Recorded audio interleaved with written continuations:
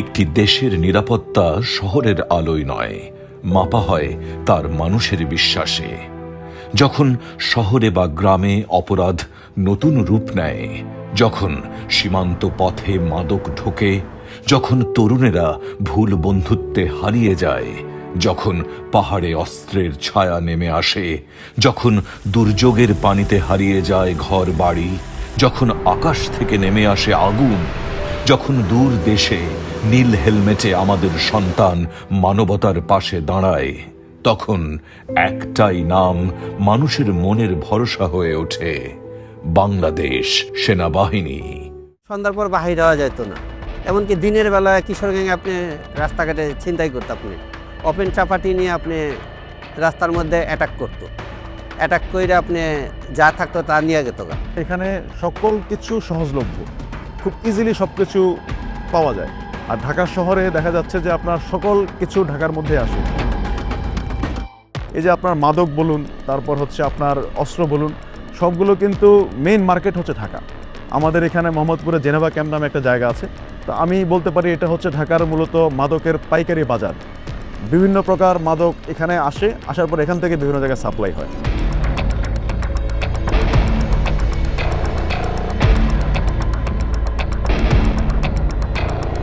যেহেতু সব কিছু সহজলভ্য, খুব ইজিলি তারা ছোটোখাটো দেশীয় অস্ত্র বা দেশীয় বোম, যেটাকে আমরা ককটেল বোম বলি, যেটা দ্বারা বিভিন্ন সময়ে আপনারা ইদানিং শুনতে পেরেছেন যে হামলা হচ্ছে। কিছুদিন আগে আপনার মগবাজার ফ্লাইওভার থেকে একটা ককটেল বোম থ্রো করে একজন নিরীহ লোক মারা গেছে। এই বোমগুলো খুব ইজিলি এইসব জায়গায় তারা বানাতে পারে, বানিয়ে তারা বিভিন্ন জায়গায় সাপ্লাই দেয়।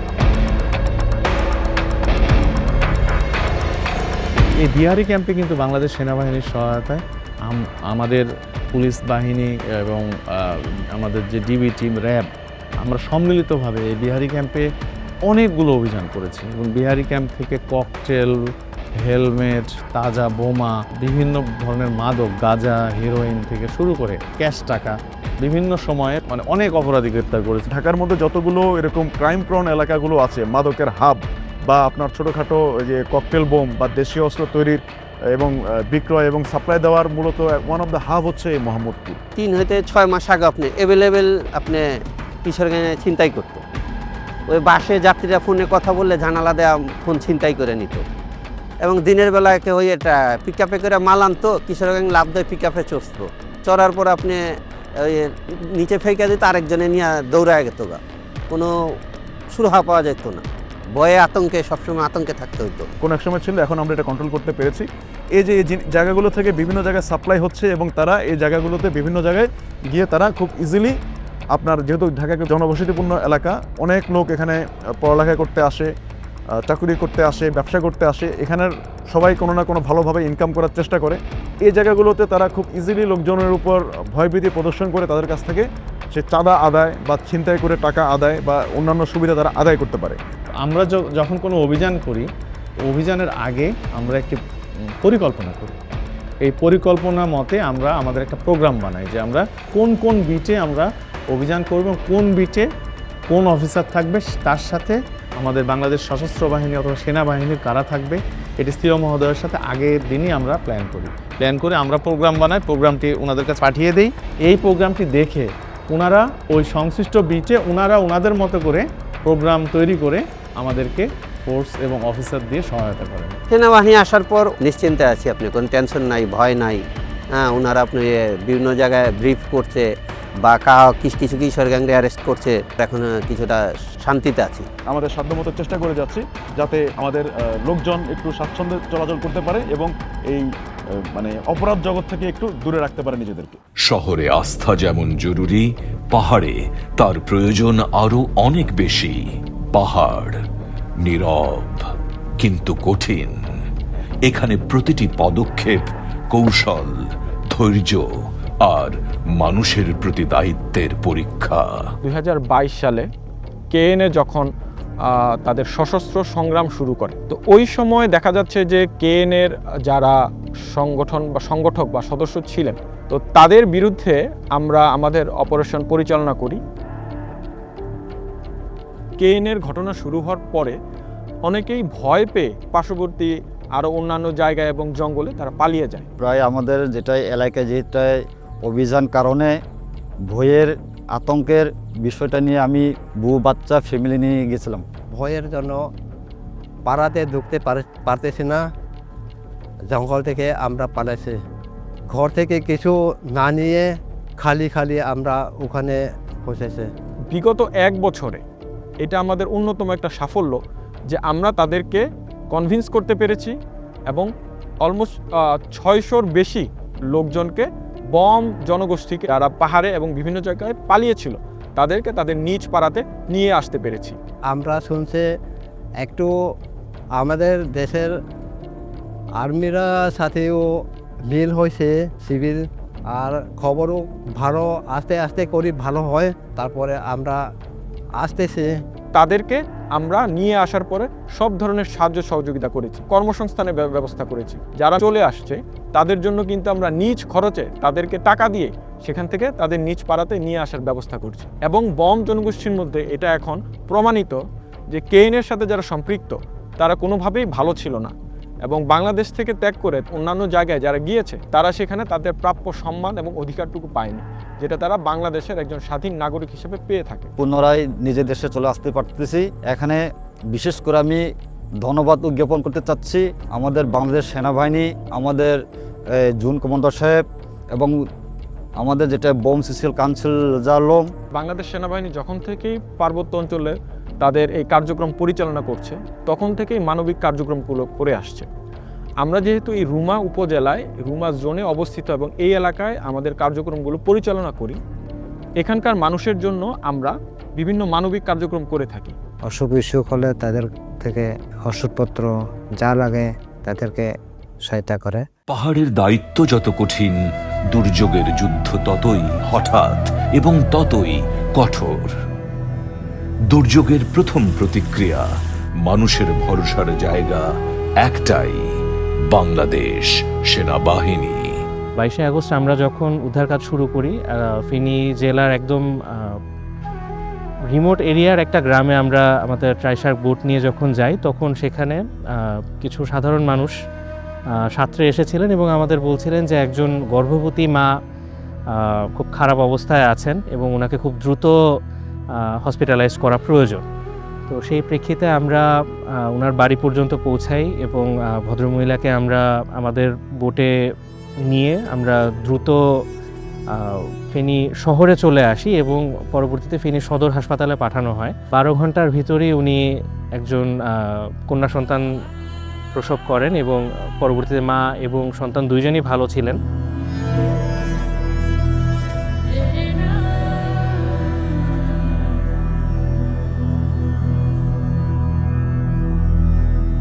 আমরা যদি ওই অবস্থাতে বা ওই সময়টাতে ওনার কাজ পর্যন্ত পৌঁছাতে না পারতাম, সেক্ষেত্রে হয়তোবা যে পরিস্থিতি থেকে ওনাকে আমরা উদ্ধার করে নিয়ে এসেছিলাম, আশেপাশে যে পরিমাণ পানি ছিল সেখান থেকে হয়তোবা ওনাকে বা ওনার সন্তানকে রক্ষা করাটা খুব কঠিন হয়ে যেত।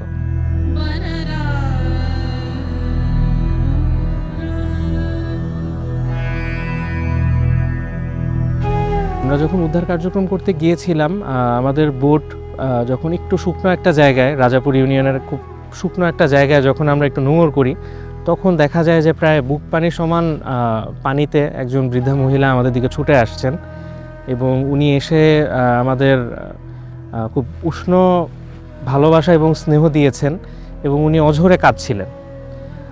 ওনার ঘরটা ডুবে গিয়েছে এবং ভেঙে গিয়েছে, ঘরের ভেতর পুরোটাই পানি। বারবার বলছিলেন যে বাবা, তোমরা অনেক কষ্ট করছো, তোমরা নিজেদের খেয়াল রাখো না, তো আমার ঘরে এইটুকুই আছে, এটা তুমি নিয়ে যাও। তো আমরা গিয়েছিলাম ত্রাণ দিতে, উল্টা উনি আমাদের কষ্টটা দেখে বা আমাদের পরিশ্রমটা দেখে উনি খুব আগ্রহী হয়েছিলেন। যখন ঘর পুনর্বাসনের কাজ আমরা শুরু করি, তখন যখন ওনার খোঁজ আমরা নিতে যাই, তখন আমরা জানতে পারি যে ওনার সন্তান একজন সেনা সদস্য ছিলেন। প্রশিক্ষণরত অবস্থায় উনি মারা যান।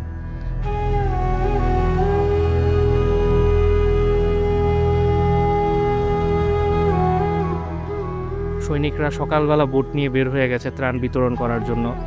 সারাদিন নাওয়া খাওয়া কিছুই হয়নি। সকালে যে সৈনিকটা বের হয়ে গেছে সে ফিরে এসেছে বিকালবেলা। ওই সময় পর্যন্ত তার জন্য যে খাবারটা ছিল ওইটাও খুলে বসেছে মাত্র খাবে, এরকম সময় একজন তার কাছে এসেছে, এসে বলছে যে ভাই একটু পানি হবে। ও সেই সৈনিক দ্বিতীয়বার চিন্তা করেনি, সে নিজের থেকেই তার খাবার এবং পানিটা, নিজের খাওয়ার পানিটাও দিয়ে দিয়েছে। যেখানে সারাদিন সে কষ্ট করে গেছে, এই সব জায়গাগুলোতে যখন পরিস্থিতি যখন আসে, পরিস্থিতি আসলে মানুষকে আসলে বলে দিতে হয় না। আর আমরা যারা ইউনিফর্মে আছি, ইউনিফর্মের প্রতি আমাদের ভালোবাসাটা সবসময় থাকে, সবসময় আমরা প্রকাশ করতে পারি না।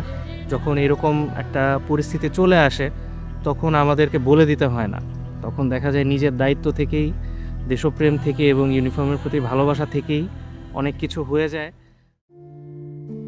উত্তরা একটি সাধারণ সকাল। হঠাৎ আকাশ ফুঁড়ে নেমে এলো আতঙ্ক। একটি স্কুল, শত শিশু, ভয়, বিশৃঙ্খলা। সেই মুহূর্তে শান্ত মাথায় দ্রুত সিদ্ধান্তই বাঁচিয়েছে অসংখ্য জীবন। এই দিনটা ছিল আসলে 21 জুলাই। তখন আনুমানিক 12:30 বাজে। এই ক্যাম্পের সকল সেনা সদস্য, আমরা সবাই নিচেই বসা ছিলাম। তো আনুমানিক 1টা নাগাদ বিকট 2টা শব্দে 2টা বিস্ফোরণ হয়। তো ঠিক সেই মুহূর্তেই গেট দিয়ে একজন বাইরে থেকে দৌড়ে এসে আমাদেরকে বলে যে মাইলস্টোনে বিমান বিধ্বস্ত হয়েছে। তো ওই একটা লাইনে আসলে আমাদের সবার জন্য যথেষ্ট ছিল। জাস্ট ওই মোমেন্টে কেউ আর কোনো কথা চিন্তা করেনি, 2 মিনিটের মধ্যেই সবাই আমরা ঘটনাস্থলে পৌঁছে যাই। তো যাওয়ার পরে 2টি নিস্তর মরদেহ আমরা প্রথমেই দেখতে পাই, একজন শিক্ষার্থী, একজন অভিভাবকের। যাওয়ার সাথে সাথে এই দৃশ্যটা আসলে কেউই এক্সপেক্ট করে না যে এরকম একটা মর্মান্তিক দৃশ্য দেখতে পাবে। সেখানে উপস্থিত ছিলেন আমাদের ব্যাটারি কমান্ডার মেজর মেহেদি স্যার, সৈনিক শারিউল এবং সৈনিক আশিক। এই 2টি নিস্তর মরদেহকে তারা তাদের পরনের ইউনিফর্ম খুলে ঢেকে দেয় এবং মরদেহগুলোর চারপাশে তারা 1-4-5 জন দাঁড়িয়ে একটা বেষ্টনী তৈরি করে, যাতে মানুষের দৌড়াদৌড়ি বা হুমড়িতে যাতে এই মরদেহগুলো ফার্দার আর যাতে কোনো ক্ষয়ক্ষতি না হয়। যে ইউনিফর্ম, যেটাকে আমরা সকল সেনাদের সাথে আমাদের গর্ব হিসেবে দেখি, সেনাবাহিনীতে এই গর্বের জন্যই এই ইউনিফর্মটাই আমাদের প্রাইড। বাট ওই পার্টিকুলার মোমেন্টে এই আমাদের ইউনিফর্ম থেকে ওই বডির সুরক্ষা ছিল মেইন রিকোয়ারমেন্ট। বাচ্চারা স্কুল গ্রিল ধরে বলছিল যে আঙ্কেল আমাদেরকে বের করে নিয়ে যান, আঙ্কেল আমাদেরকে এখান থেকে বাঁচান। আসলে বাচ্চাদের ওরকম আকুতি শোনার পরে আপনার মনে হবে যেন আপনি সর্বোচ্চ দিয়ে আপনার চেষ্টা করবেন যে স্কুলের গ্রিল ভেঙে ফেলবেন বা যেটাই করবেন।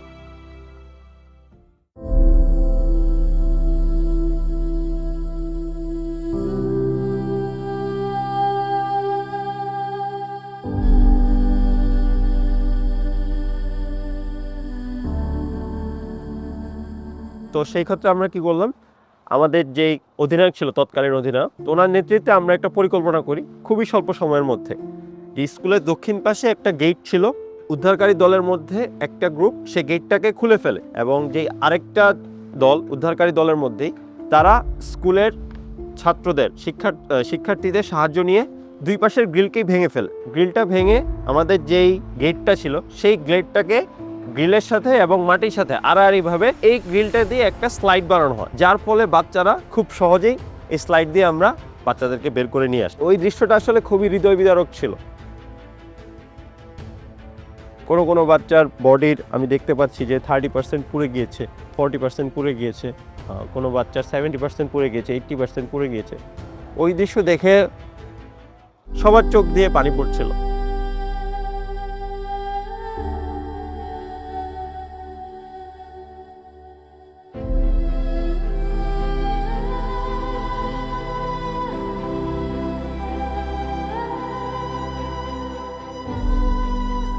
ওই দিন একজন বাচ্চাকে উদ্ধার করার পরে আমি তাকে বলছিলাম যে আঙ্কেল আমি তোমাকে অ্যাম্বুলেন্সে পৌঁছে দিচ্ছি।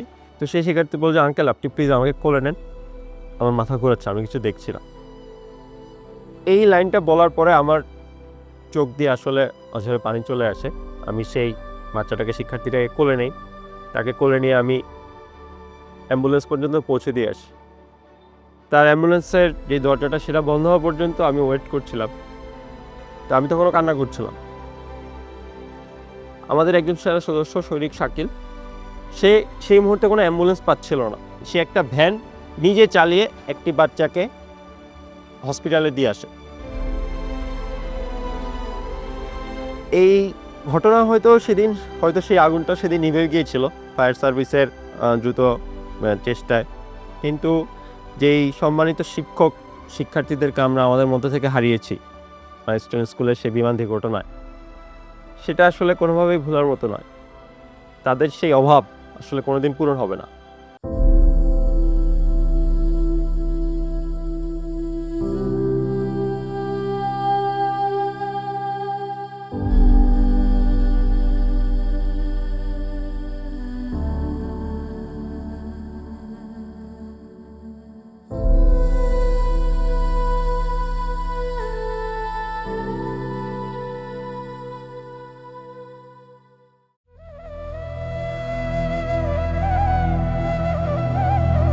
দেশের বাইরে নীল হেলমেটে দাঁড়িয়ে আছে বাংলাদেশ, শান্তির দায়িত্বে, মানবতার পাশে। ইউএন মিশনটা বেসিক্যালি আমাদের পার্ট অফ আওয়ার এমপ্লয়মেন্ট।